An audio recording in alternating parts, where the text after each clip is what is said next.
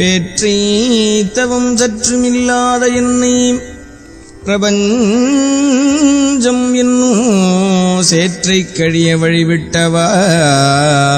செஞ்சடாடவி மேல்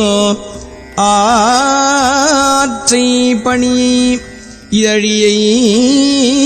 தும்பையை அம்புலியின் கீற்றைப் புனைந்த பெருமான் குமாரன் கிருபாகரனே.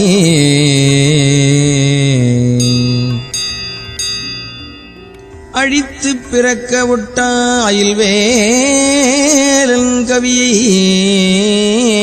அன்பால் எழுத்து பிழையறக் கற்கின்றிலீர் எரிமூண்டதென்ன விழித்து புகையழ பொங்கு வெங்கூற்றன் விடும் கயிற்றா